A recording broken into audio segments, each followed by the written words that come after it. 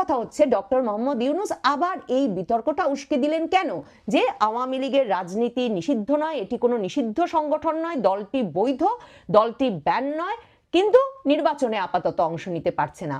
এই বিষয়টি উস্কে দিলেন কেন? আমি আসলে সরাসরি মনে করি ডক্টর মোহাম্মদ ইউনূসের এই আওয়ামী লীগকে জিইয়ে রাখা, মানে যে কোনো সময় আওয়ামী লীগ ফিরে যেতে পারে, এই ভয়টিকে জিইয়ে রাখার মধ্যেই তার 50 বছর বাংলাদেশের ক্ষমতায় থাকার স্বপ্নটা একেবারে নিহিত, মানে দুটো পরস্পর সম্পর্কিত। ডক্টর ইউনূসের বয়স হয়েছে 86, আর তিনি নিউ ইয়র্কে বসে বিবিসি, আল জাজিরার সাবেক সাংবাদিক মেহেদী হাসানকে অনলাইন সংবাদ মাধ্যম জেটিওর জন্য দেওয়া এক সাক্ষাৎকারে বলে বসেছেন যে বাংলাদেশের মানুষ নাকি তাকে 5 বছর, 10 বছর, এমনকি 50 বছর ধরে চাইছেন। ডক্টর মোহাম্মদ ইউনূসের যে সরকারটি আসলে আসুন আমরা সকলে ভাগাভাগি করে লুটেপুটে খাই, এই আদর্শের উপর ভিত্তি করে গঠিত হয়েছে, এবং এমনকি তিনি বিদেশ থেকে অনেক অনেক চালিয়াত উড়িয়ে এনেছেন তার সরকারে এই লুটেপুটে খাওয়া আর ভাগবাটোয়ারার বিষয়টি মসৃণ করতে। কাজেই খুব স্বাভাবিক হয়তো যে ডক্টর মোহাম্মদ ইউনূসকে এমন আশ্বাসও কেউ কেউ দিচ্ছেন যে 86, 87 এ তো কোনো বয়সই নয়, এমন জড়িবুটি, মানে এমন মহৌষধ, অমরত্বের ঔষধ হয়তো আগামী কয়েক মাসে বা বছরেই আবিষ্কৃত হয়ে যাবে স্যার, যার ফলে আপনি পারবেন বাংলাদেশকে 50 বছর ধরে শাসন করে যেতে। ডক্টর মোহাম্মদ ইউনূসের যে কোনো সুনির্দিষ্ট সময়ের মধ্যে নির্বাচন দিয়ে ক্ষমতা থেকে সরে যাওয়ার কোনো ইচ্ছা নাই। আপনারা যারা আধা ঘন্টার কিছু বেশি সময়, আমার মনে হয় 33-34 মিনিটের এই সাক্ষাৎকারটি শুনবেন, আপনারাও আমার সঙ্গে একমত হবেন। মনে রাখবেন ডক্টর মোহাম্মদ ইউনূস এ পর্যন্ত ইংরেজি ভাষার কোনো সাক্ষাৎকারে, তিনি তো বাংলাদেশে কোনো সাক্ষাৎকার দেন না, প্রথম আলো, ডেইলি স্টারে প্রথম দিকে দিয়েছিলেন অবশ্য এ দফায়, কিন্তু তিনি এই যে বিদেশে ঘুরে ঘুরে যেসব সাক্ষাৎকার দিয়ে বেড়াচ্ছেন সেগুলোর কোনোটিতে কিন্তু তিনি জোর দিয়ে বা গলার রক ফুলিয়ে একবারও বলেন নাই যে ফেব্রুয়ারিতেই নির্বাচন অনুষ্ঠিত হবে। এখানে মেহেদী হাসান তাকে যখন প্রশ্ন করেছেন যে ফেব্রুয়ারিতে নির্বাচন হবে, তখন তিনি বলেছেন হ্যাঁ ফেব্রুয়ারির প্রথমার্ধে। কিন্তু যখন ডক্টর ইউনূসকে সরাসরি মেহেদী হাসান জিজ্ঞেস করেছেন তার মানে আপনি ফেব্রুয়ারি পর্যন্তই অন্তর্বর্তীকালীন সরকার, ইন্টারিম গভর্নমেন্টের প্রধান থাকছেন, তখন কিন্তু ডক্টর মোহাম্মদ ইউনূস বলেছেন পরবর্তী সরকার ক্ষমতা না নেওয়া পর্যন্ত। মেহেদী হাসান তাকে যখন জিজ্ঞেস করেছেন যে নেপালে 6 মাসের মধ্যে অন্তর্বর্তীকালীন সরকার নির্বাচনের তারিখ দিয়েছে, আপনি নির্বাচন দিতে এত দেরি করছেন কেন, ডক্টর মোহাম্মদ ইউনূস সেই একই গল্প, যে গল্প তিনি ঘরে, মানে এই সব সাক্ষাৎকারে দিয়ে দিয়ে বেরিয়েছেন দেশে দেশে, এর আগে আল জাজিরাকে বলেছেন, বিবিসিকে বলেছেন, চ্যাথাম হাউসের সঙ্গে সাক্ষাৎকারে বলেছেন, সে কথাই তিনি আবারও বলেছেন যে তার সরকারের একমাত্র কাজ নির্বাচন নয়, তার সরকারের কাজ সংস্কার, বিচার এবং তারপর নির্বাচন। এবং সংস্কার কি সেই আবার সেই ঘোলা ঘোলা কথা বলেছেন যে সেই শেকড় তাদেরকে উপড়ে ফেলতে হবে, যেই শেকড় দিয়ে নাকি ফ্যাসিবাদ মানে ক্রিপিন করে করে ওঠে, মানে যেই শেকড় বেয়ে বেয়ে ফ্যাসিবাদ আবার ঢুকে যেতে পারে, সেসব শেকড় সমূলে উৎপাটন করতে হবে, না হলে যদি নির্বাচনে চলে যান সরাসরি তাহলে তো সেই একই ব্যাপার আবার ঘটবে। কাজেই তা তিনি করতে পারেন না। তারা প্রথমে সংস্কার, তারপর বিচার, ভিজিবল বিচার।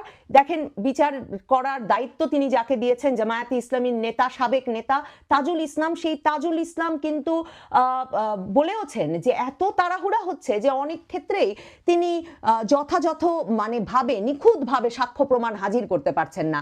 তো সেই কাজ কি শেষ হবে আসলে ফেব্রুয়ারির মধ্যে, যে ভিজিবল বিচার, একটা মানে দেখা যায় দর্শনযোগ্য বিচার তিনি উপহার দিতে পারবেন? সংস্কার কমিশন, ঐকমত্য কমিশনের কি অবস্থা তা তো আমরা জানি। এই অবস্থায় আসলে প্রশ্ন জাগে যে ফেব্রুয়ারি মাসেই নির্বাচন দেওয়া ডক্টর মোহাম্মদ ইউনূসের পক্ষে সম্ভব কিনা, বা দিতে হবে কিনা, বা তিনি দেবেন কিনা। এবং ডক্টর মোহাম্মদ ইউনূস খুব ইন্টারেস্টিংলি, অত্যন্ত গুরুত্বপূর্ণ যেটা, মেহেদী হাসান খানকে সরাসরি বলেছেন যে আমাদের সরকার কোনো কেয়ারটেকার গভর্নমেন্ট নয়, তত্ত্বাবধায়ক সরকার নয়, এটি একটি ইন্টারিম গভর্নমেন্ট, এবং আমার সরকার কতদিন থাকবে এ বিষয়ে সুনির্দিষ্ট কোনো মেয়াদ নির্ধারণ করে দেওয়া হয়নি। কাজেই এই যে সুনির্দিষ্ট কোনো মেয়াদ তার সরকারকে নির্ধারণ করে দেওয়া হয়নি, তার সরকারকে আগে সংস্কার, বিচার এসব ভিজিবল করে, দর্শনযোগ্য করে, দৃশ্যমান করে তারপর নির্বাচনে যেতে হবে। আর তিনি ক্ষমতায় থাকবেন ততদিন যতদিন না পরবর্তী সরকার আসবে। নিশ্চয়ই বাংলাদেশ প্রত্যাশা করছে যে তিনি আগামী 50 বছর থাকবেন। দেখেন, ডক্টর মোহাম্মদ ইউনূস অনেক অনেক মিথ্যা কথা বলেন এসব সাক্ষাৎকারে গিয়ে, এবং এ দফায়ও বলেছেন।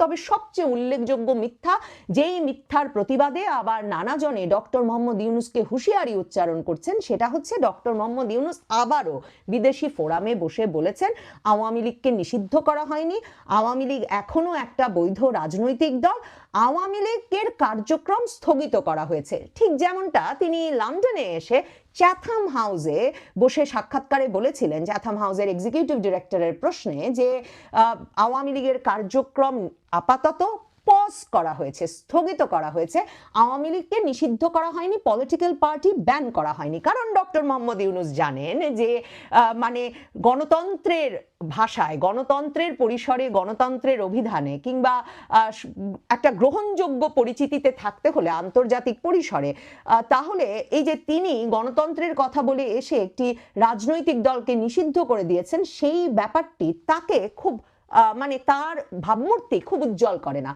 কাজেই প্রতিবারই তিনি এই কথাটা নিয়ে প্যাঁচান এবং তিনি বলতে থাকেন আওয়ামী লীগকে তো নিষিদ্ধ করা হয়নি, আওয়ামী লীগের কার্যক্রম স্থগিত রয়েছে। মেহেদী হাসানও তো আপনারা জানেন খুব তর্ক করেন, ভীষণ প্যাঁচান। মেহেদী হাসান তাকে বলেছেন তো এটা পার্থক্য কি, রাজনৈতিক দল হিসেবে নিষিদ্ধ করা আর কার্যক্রম স্থগিত থাকা? তখন ডক্টর মোহাম্মদ ইউনূস বলেছেন মানে এরা আপাতত কোনো রাজনৈতিক কর্মসূচি গ্রহণ করতে পারছে না এবং তারা নির্বাচনে অংশ নিতে পারবে না। তখন মেহেদী হাসান প্রশ্ন করেছেন নির্বাচনে একটা দল অংশ নিতে পারবে না আর দলটি নিষিদ্ধ, এর মধ্যে পার্থক্য কি? তখন ডক্টর মোহাম্মদ ইউনূস ঠিক যেই মিথ্যা কথাটা চ্যাথাম হাউসে ইংল্যান্ডে বসে বলেছিলেন, সেই মিথ্যা কথাটাই নিউ ইয়র্কে বসে বলেছেন, যে সেটা উনি কিছু করেন নাই, সেটা নির্বাচন কমিশন দলটির বিষয় এবং দলটির কার্যক্রম বিবেচনা করে এই সিদ্ধান্ত নিয়েছে যে দলটি নির্বাচনে অংশ নিতে পারবে না। দেখেন, এই যে ডাহা মিথ্যা কথাগুলো বলে যাতে পার পেয়ে যাওয়া যায়, আমার মনে হয় সে কারণেই ডক্টর মোহাম্মদ ইউনূস বাংলাদেশি কাউকে সাক্ষাৎকার দেন না। কারণ দেখেন, তাহলে তাকে জিজ্ঞেস করা হতো যে আপনার সরকার রীতিমতো নির্বাহী আদেশে দলটির কার্যক্রম স্থগিত করেছে, তাহলে আপনি কেন বলছেন যে নির্বাচন কমিশন সিদ্ধান্ত নিয়েছে যে আওয়ামী লীগ নির্বাচনে অংশ নিতে পারবে না? এমন ডাহা মিথ্যা কেন বলছেন? সেই প্রশ্নটি যাতে আর করতে না পারে কোনো বিরাট অভিজ্ঞ বিদেশি সাংবাদিকও, সেজন্যই আমার মনে হয় ডক্টর ইউনূস বরাবর বিদেশি সাংবাদিকদের প্রেফার করেন। ডক্টর মোহাম্মদ ইউনূসকে তখন মেহেদী হাসান জিজ্ঞেস করেছিলেন যে এই যে কোটি কোটি আওয়ামী লীগ সমর্থক, তারা তো এর ফলে তাদের পছন্দের প্রার্থীকে ভোট দিতে পারবেন না, নির্বাচনটিকে এরপরে কি গ্রহণযোগ্য অংশগ্রহণমূলক করা যাবে, বলা যাবে?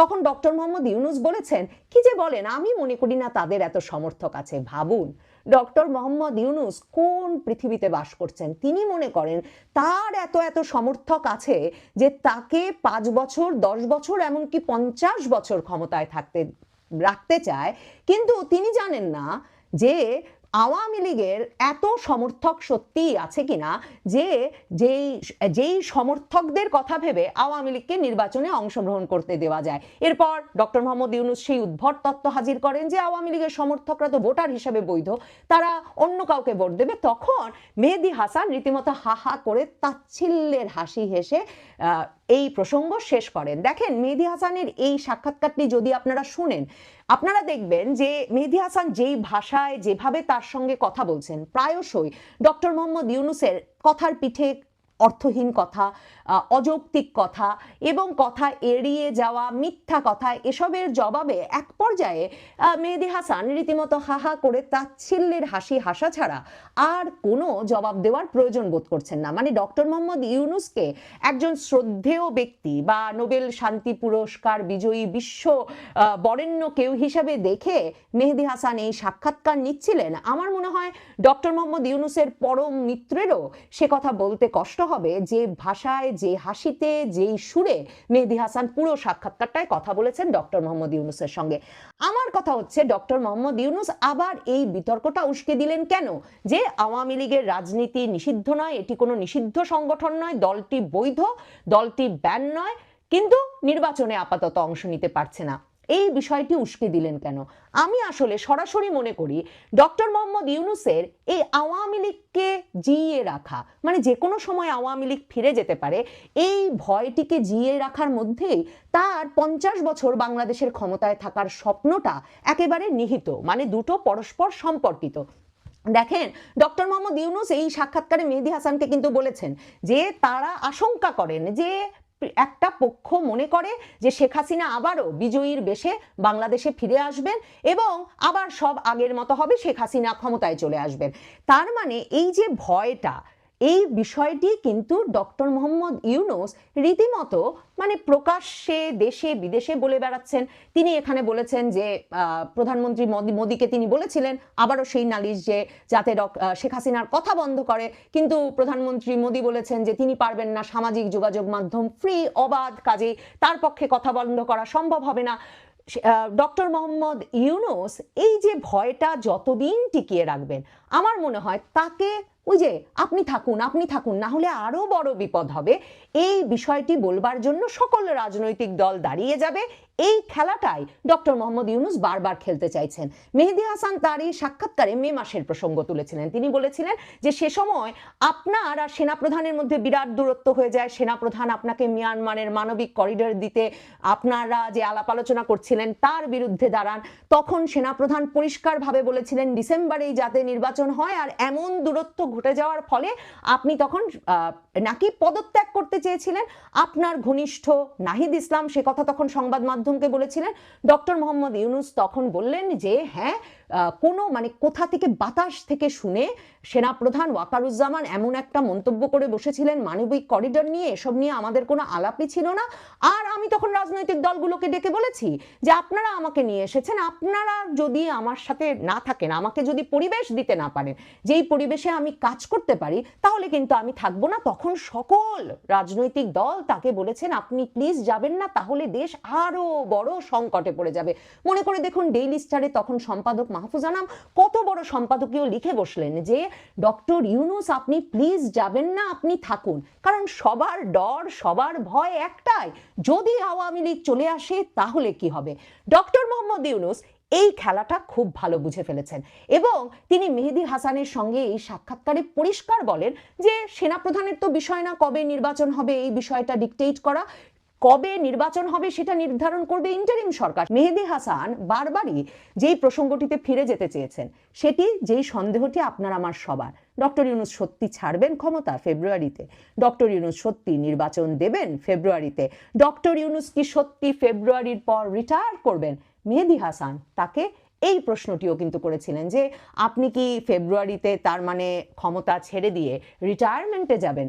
তখন ডক্টর ইউনূস উত্তরে বলছেন না, আমি তো রিটায়ারমেন্ট শব্দটাতেই বিশ্বাস করি না, মানুষ যতদিন আছে তার অবসর নেওয়ার কোনো ব্যাপারই নাই। আরে ডক্টর মোহাম্মদ ইউনূস তো অমরত্বের ওষুধ খাবেন, মানে 50 বছর তিনি আরো রাষ্ট্র ক্ষমতায় থাকবেন, আমৃত্যু থাকবেন। মেহেদী হাসান কোন সাহসে তাকে রিটায়ার করবার কথা বলেন? মেহেদী হাসান তখন বলেন আমি তো চাই যে আমি খুব দ্রুত একটা সব গুছিয়ে নিয়ে অবসরে যাব। ডক্টর মোহাম্মদ ইউনূস বলেছেন আমি রিটায়ারমেন্টে বিশ্বাস করি না। মেহেদী হাসান তখন ডক্টর মোহাম্মদ ইউনূসকে কিন্তু একদম শেষ দিকে এই প্রশ্নও করেছেন যে আপনি আমাকে একটা উদাহরণ দেন, মানে আপনি এই যে প্রায় 1.5 বছর ধরে ক্ষমতায় আছেন, কোন বিষয়টিতে আপনি বলবেন যে আপনার সবচেয়ে বড় অ্যাচিভমেন্ট, আপনি একটা উদাহরণ দেন যেটা আপনি বাংলাদেশে পরিবর্তন এনেছেন, করে দেখিয়েছেন। ডক্টর মোহাম্মদ ইউনূস তখন বলছেন যে বাংলাদেশের মানুষের মধ্যে নাকি উনি আত্মসম্মানবোধ, সেলফ রেসপেক্ট ফিরিয়ে এনেছেন, বাংলাদেশ যে কিছু একটা করে দেখাতে পারবে সেই বিশ্বাস ফিরিয়ে এনেছেন।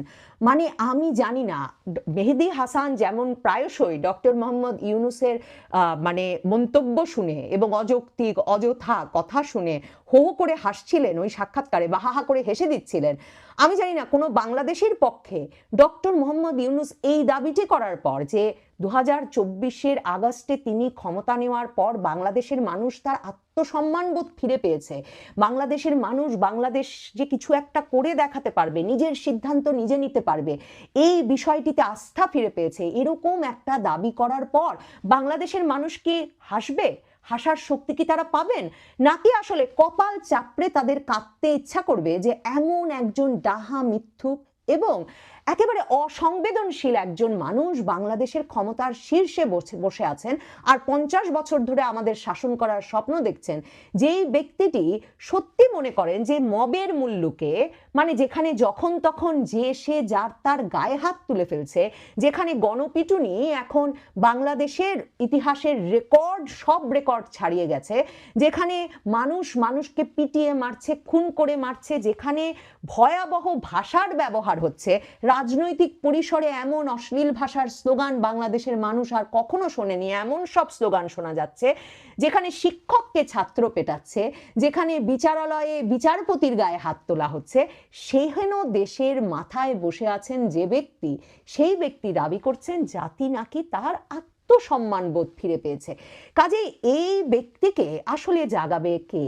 এই ব্যক্তিকে জাগানো যে মুশকিল, সেটা বোধহয় আবারও মেহেদী হাসানের সঙ্গে এই সাক্ষাৎকারে পরিষ্কার হলো। তবে এই সাক্ষাৎকারে এটাও পরিষ্কার হলো, ডক্টর মোহাম্মদ ইউনূসের ভয় একটাই, আওয়ামী লীগ আর শেখ হাসিনা। শেখ হাসিনা কথা বলছেন সামাজিক যোগাযোগ মাধ্যমে, সেটা কি আপনাকে মানে বিরক্ত করে, ডিস্টার্ব করে? ডক্টর মোহাম্মদ ইউনূস বললেন অবশ্যই আওয়ামী লীগ আবারও ফিরে আসতে পারে, এই সম্ভাবনা কি ডক্টর মোহাম্মদ ইউনূস দেখেন? ডক্টর মোহাম্মদ ইউনূস একরকমের নিজের জোরেই, নিজ উদ্যোগেই এই কথা কিন্তু মেহেদী হাসান খানকে বললেন, যে তিনি দেখেন যে একটা পক্ষ আওয়ামী লীগকে ফিরিয়ে আনতে চায়, শেখ হাসিনা আবার বিজয়ীর বেশে ফিরে আসবে, এই স্বপ্ন দেখে। এহেন অবস্থায় বুঝতে বাকি থাকে না ডক্টর মোহাম্মদ ইউনূসের মূল ভয় কাকে, আর সেই ভয়ই যে তার প্রধান শক্তি, সেটা বুঝতেও যে তার কোনো অসুবিধা হচ্ছে না এই ব্যাপারটা এই সাক্ষাৎকার থেকেও হাসতে হাসতে বিদ্রূপের সুরে। তাই মেহেদী হাসান বলেন, আপনার দেখছি একটা মাত্র রাজনৈতিক দল সম্পর্কেই মন্তব্যে খুব আগ্রহ, সেটা আওয়ামী লীগ। হা হা হা। আসলে ডক্টর মোহাম্মদ ইউনূসের জীবনে একদিকে আওয়ামী লীগ, আরেকদিকে সকল রাজনৈতিক দলকে ভয়ে দেখিয়ে এক রকমের ত্রাসের রাজত্ব কায়েম করে সকলের সমর্থন নিয়ে ভাগাভাগির ভিত্তিতে আজীবনের সরকার পরিচালনা করে যাওয়া। ডক্টর মোহাম্মদ ইউনূস জানেন এই দুটোই সত্য, এবং ওই আওয়ামী লীগের অপর পক্ষের মাথায় তিনিই বসে আছেন এখন, এবং তিনি যদি ঠিকমতো আতঙ্ক জারি রাখতে পারেন এবং এই আওয়ামী লীগের আতঙ্ক জিইয়ে রেখে এই রাজনৈতিক দলগুলোকে একটা ভাগাভাগির ব্যবস্থাপনার মধ্যে ধরে রাখতে পারেন, তাহলে কারও সাধ্য নাই ডক্টর মোহাম্মদ ইউনূসকে। আশা করি বিষয়টি বুঝতে পেরেছেন। এ নিয়ে আপনার গুরুত্বপূর্ণ মন্তব্যটি অবশ্যই কমেন্ট বক্সে জানিয়ে দিবেন। ধন্যবাদ।